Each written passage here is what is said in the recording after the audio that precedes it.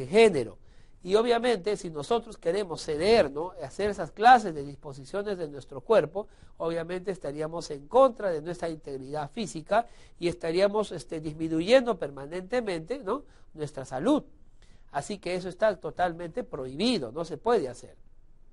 Ahora, aparte de este elemento muy interesante de autoprotección, también tenemos pues otros elementos que nos prohíben, ¿no?, hacer la disposición. Por ejemplo, el que se refiere contrario al orden público y a las buenas costumbres.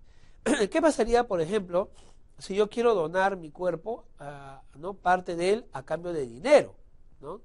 Obviamente estaríamos haciendo un mercado negro, estaríamos haciendo un lucro de un acto que pues en principio debiera ser pues un acto de sana disposición.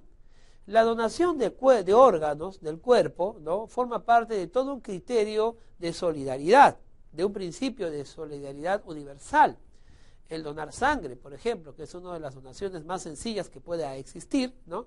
El donar sangre, por ejemplo, se impone como una forma, ¿no?, de donar ciertos órganos o donar parte de mi cuerpo, que en este caso sería pues mi sangre, mi corriente sanguínea, ¿no? Entonces, si yo comienzo a lucrar con ello, o con el cuerpo de otros, obviamente, por supuesto, ya estaríamos dentro del área del delito, del área del tráfico ilícito de órganos, o en todo caso, que si no ilícito, porque están contando con mi autorización, ¿no?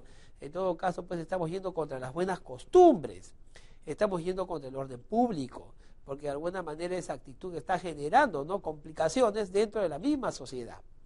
Entonces, de aquí podemos concluir que no todos, no tenemos, pues, ¿no?, en realidad un derecho de disposición de nuestro cuerpo absoluto, sino por el contrario, esos derechos están limitados para no poder nosotros, pues, hacer locuras, ¿no? Y de esa manera, pues, la ley nos da una norma, un marco referencial en el cual se va a desarrollar todo este tema, pues, de las donaciones de órganos o de la disposición de nuestro cuerpo. Vamos ahora juntos a hacer una reflexión más. Vamos por la siguiente diapositiva. El artículo 6º del Código Civil habla de la prohibición de actos de disposición del propio cuerpo. Esta tiene como marco general el derecho a la integridad, pues la regla contenida en el artículo 6º tiene como objetivo la protección del cuerpo. Efectivamente, la diapositiva que vimos anteriormente es el resumen del artículo 6º del Código Civil. El artículo 6º del Código Civil establece claramente, ¿no?, lo que hemos mencionado, es decir, los límites de la disposición del cuerpo. ¿Pero por qué? ¿Por qué establece eso? Por dos principios, ¿no? El principio de la integridad, del derecho a la integridad, entendiendo esto también en su connotación de integridad física, y también el objetivo de protección del cuerpo. De protección del cuerpo, en donde pues se supone está inmersa en la profundidad de la persona. El cuerpo es la forma física, ¿no?, de la existencia de la persona. El cuerpo, ¿no?, está compuesto también por el cerebro, en el cual nosotros manejamos nuestras emociones, nuestros recuerdos, y todo pues ese panorama, esa maquinaria, ¿no?, de vida que está integrada en el cuerpo, tiene que ser protegido. La persona humana no solamente es un ente que camina incorpóreamente, ¿no?, o almas espectrales que se aparecen. No, eso no es persona humana. Y la persona humana, pues, es la persona física en todas sus dimensiones, expresada y materialmente concebida en un cuerpo. Esto es importante porque se desarrolla con muchos derechos fundamentales de los derechos humanos. Por ejemplo, el derecho a la identidad. Y se relaciona también con muchos elementos biológicos y científicos, ¿no?, de otras naturalezas y que son materias de estudio de otras ciencias, como por ejemplo aquella que estudia el ADN, los genes, que es la genética. La genética, por ejemplo, ¿no?, marca el ritmo de la individualidad de cada ser humano, de la universalidad de cada ser humano en el sentido de su oponibilidad a todos los demás como ser único y como ser exclusivo, ¿no?, de la creación. Necesitamos entonces comprender esta magnitud de pensamiento para entender por qué el Código Civil, ¿no?, pone unas trabas, o por decirlo así, pone un marco, ¿no?, de impedimento a esta disposición.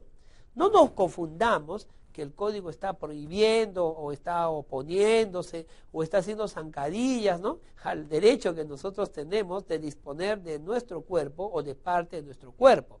Lo que está haciendo el Código Civil en realidad es protegernos, ¿no?, a nosotros mismos de supuestos que más adelante vamos a explicar que pueden darse y de hecho que se dan en el mundo de hoy, ¿no?, y que pueden atentar contra esta integridad de mi existencia expresada en mi cuerpo físico. La protección entonces del derecho a la integridad y la protección entonces del cuerpo físicamente hablando es establecido en el artículo 6 del Código Civil y en otros artículos también posteriores que de alguna manera regulan, ¿no?, y en leyes también posteriores que regulan pues este tema de la donación y disposición del cuerpo, ¿no? Vamos con la diapositiva siguiente. Bueno, aquí estamos tocando ya un tema interesante. Vamos a ver el título: donación de órganos o tejidos. Leamos juntos.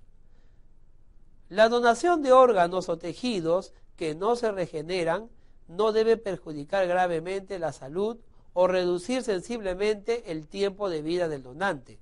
Tal disposición está sujeta a consentimiento expreso y escrito del donante.